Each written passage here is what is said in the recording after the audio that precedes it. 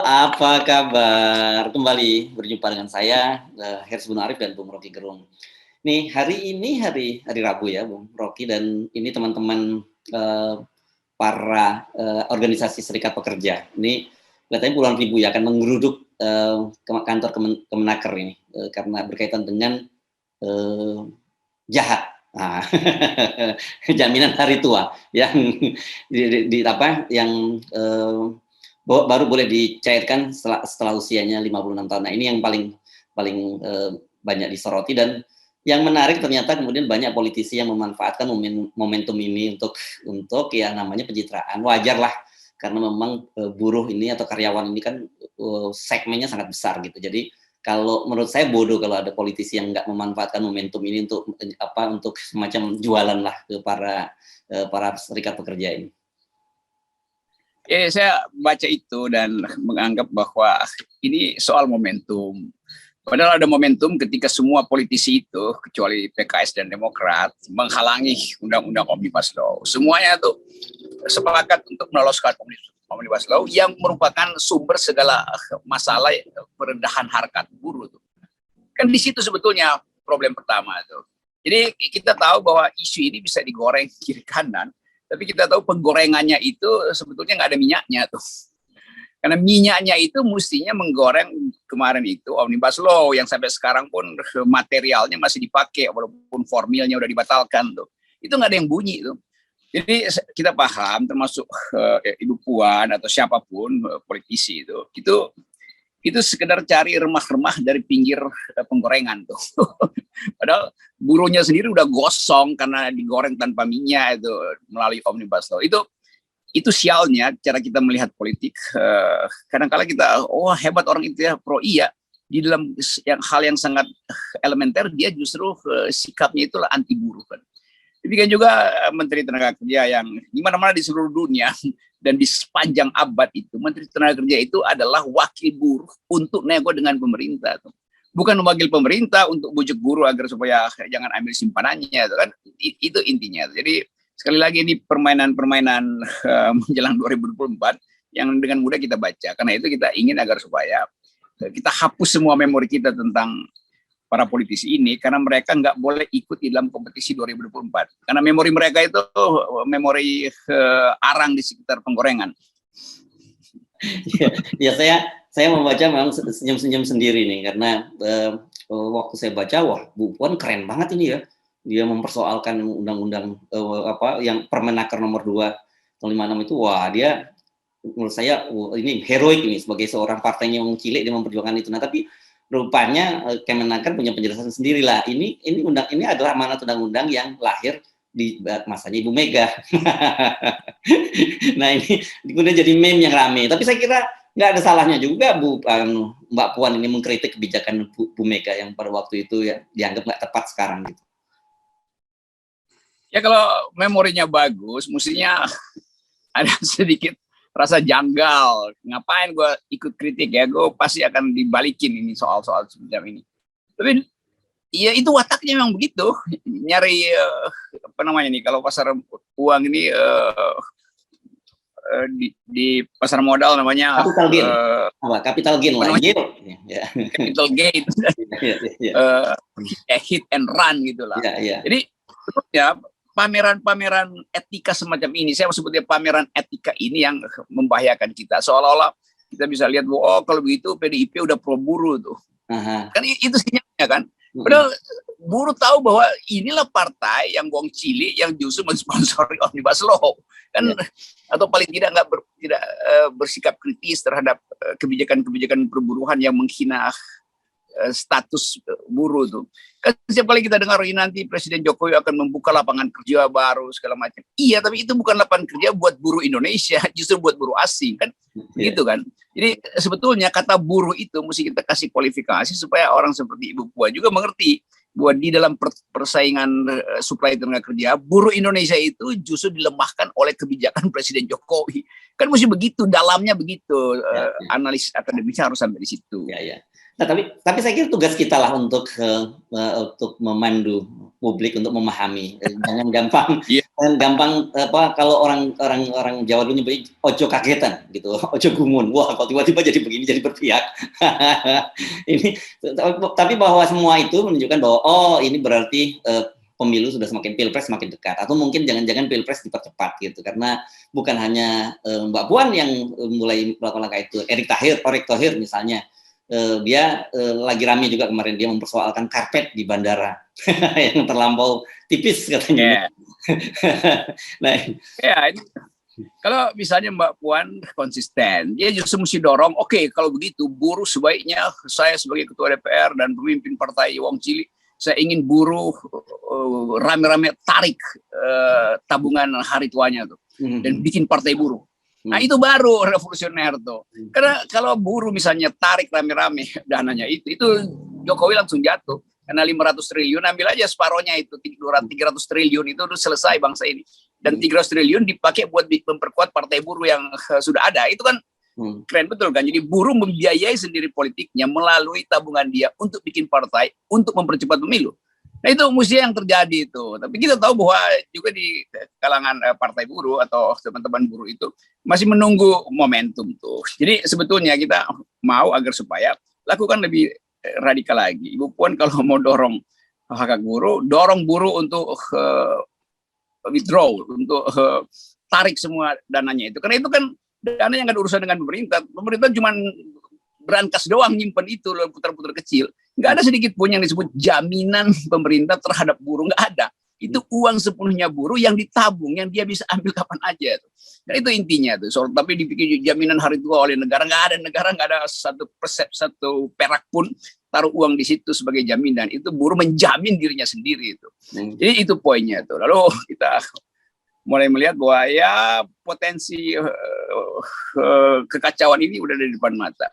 Termasuk potensi Erick Thohir untuk menghabisi waktunya mondar-mandir di bandara, lalu lihat karpet kiri, karpet kanan, lama-lama dia lihat juga nanti apa namanya tuh, tempat sampahnya ini kurang bagus buat bandara tuh, tidak cocok gitu. Itu hal-hal yang ya apa poinnya di situ. Dari awal kita tahu bandara itu bandara yang paling buruk desainnya, dan semua orang merasa ini bukan sekedar karpetnya, tuh koridornya itu aneh aja kan, turun dari Belalai terus ikutin koridor yang nggak tahu ada apa di situ, tiba-tiba ada lukisan aneh, ini apa? Memang dari awal tuh kacau kok, dan pasti ada markup di situ tuh. Tapi Erick Thohir cuma ingin agar supaya di headline kan bahwa dia lihat karpetnya buruk tuh. Ya, agak sulit memang untuk untuk tidak mencurigai bahwa ini adalah upaya untuk tetap menahan dana buruh karena ini dibutuhkan oleh pemerintah kan. Kita tahu kemarin BI sudah tidak akan lagi membantu membeli SPN di pasar primer lagi. Jadi artinya tahun 2023 nanti kan APBN kita semakin berat. Sementara kebutuhan tentang ibu kota baru itu justru juga akan menjadi beban baru bagi APBN kita. Saya membaca ini ada pengamat kebijakan publik Mat Nur, dia punya hitung-hitungan gitu. Angkanya itu sekitar 553 triliun, dan dalam hitung-hitungan dia kalau ini bisa dipertahankan ada sekitar 300-an sampai 300-an triliun lebih lah yang bisa digunakan oleh pemerintah dan lain. Ya itu intinya begitu kan. Tapi nanti partai pendukung pemerintah, ya Pak Jokowi memang lagi mempersiapkan jaminan hari tua buruh, nggak mungkin pemerintah itu nggak memperhatikan buruh. Ya memang faktanya nggak diperhatikan. Jadi basa-basi itu yang kita lihat seolah-olah ada benevolent dari presiden. Nggak ada itu. Presiden hanya ingin agar supaya dana itu jangan dicairkan karena potensi krisis ekonomi di depan mata, demi ibu kota baru, demi macam-macam infrastruktur yang mangkrak kan. Jadi jangan tabungan buruh itu dijadikan agunan untuk bikin utang baru kan. Kan itu jahatnya kan di situ kan. Jahatnya di situ tuh. Nah, kita tahu dari awal dalam sejarah perburuhan itu, kalau buruh nabung dia bisa ambil kapan aja. Kan ini bukan jaminan pensiun. Jaminan pensiun ya ada aturan lain di situ, ada cara berpikir lain tuh. Wah, setelah pensiun dia diamankan. Ini dia nabung. Bukan jaminan hari tua, itu tabungan yang bisa diambil kapan aja. Apalagi kalau buruh merasa bahwa kita mau ambil kok, kita mau bikin partai politik. Ya kenapa ya Bang? Lu hak buruh kok. Jadi jangan sekali-kali pemerintah menganggap bahwa dia sedang berbuat baik pada buruh. Dia lagi berbuat jahat karena melarang buruh untuk mengambil tabungannya demi bertahan hidup itu. Lain kalau misalnya nggak ada krisis ekonomi. Kan semua yang disebut tabungan itu dimaksudkan bukan untuk hari depan, tapi untuk hari ini yang lagi krisis. Tabungan saya itu saya siapkan kalau terjadi guncangan politik, guncangan ekonomi, apalagi itu. Sehingga saya bisa pakai untuk aktivitas bertahan. Kan itu pengertian para buruh begitu. Mereka mau bertahan, kan itu dia mau ambil aja uangnya kan. Masa nunggu sampai Indonesia tumbuh 10% meroket. Loh, justru roketnya udah nyungsep, karena itu buruh merasa jangan sampai tabungan dia dipakai untuk menaikkan kembali roket palsu itu. Ini saya kira seru, dan tapi kalau lihat kalkulasinya pemerintah pasti akan tetap bertahan dengan berbagai alasan, karena mereka betul-betul saat ini membutuhkan dana itu. Kita enggak, ini kan ini dana yang sangat besar dan itu sudah di depan mata pemerintah, jadi nggak mungkin dilepas begitu saja kalau saya perkirakan, Bung Rocky.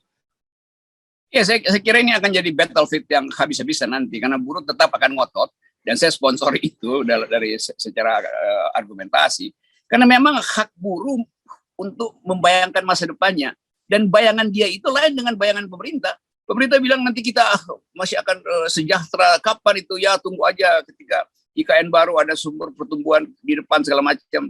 Tapi buruh merasa hari ini dia itu udah mau mampus, subsisten dia itu udah terakhir sekali itu. Buruh nggak bisa beli minyak goreng, bagaimana coba? Dan keadaan semacam itu kan membuat buruh merasa bahaya nih keadaan ekonomi. Buruh adalah homo economicus juga, makhluk yang berpikir ekonomi, yang dia tahu bahwa simpanan pemerintah itu udah bangkrut. Jadi jangan nipu-nipu deh pemerintah tuh. Kecuali pemerintah bilang, oke, saya minta maaf karena saya bikin banyak kesalahan di masa lalu, menelantarkan buruh dari Omnibus Law segala macam, karena itu saya himbau jangan diambil dulu uangnya tuh. Itu baru kalau ada kejujuran itu. Tapi ini kan pongah kan. Wah, itu demi kalian tuh. Demi kalian apa? Siapa yang bisa bikin perhitungan itu tuh? Ya, masa depan adalah milik kita. Iya, milik oligarki, kata buruh tuh.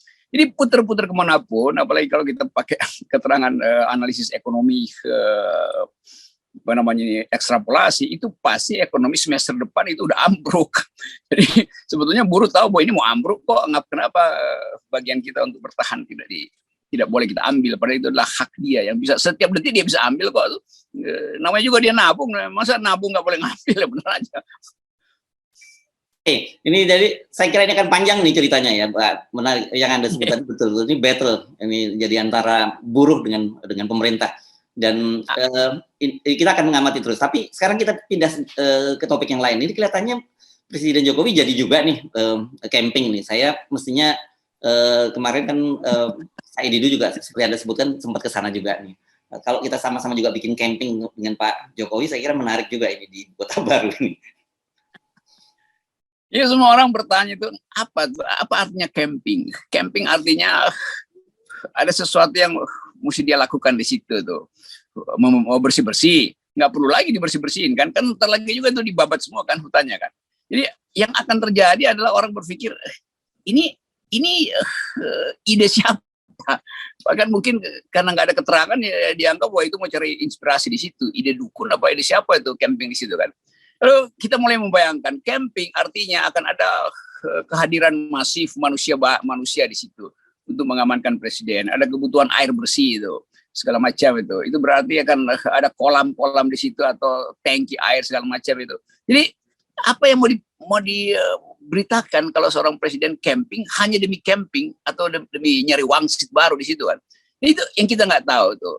Yang jelas bahwa sangat mungkin memang di situ direncanakan presiden camping untuk lihat lokasi pertama untuk bikin kolam yang biasa kita sebut kolam buat 200 IQ. Jadi ada yang absurd aja, tapi kita tahu sebetulnya bahwa presiden selalu ingin cari headline. Kata camping itu kan headline kan, supaya nanti netizen ikutan camping. Oke, Bung Rocky, terima kasih banyak. Salam 0%. 0%.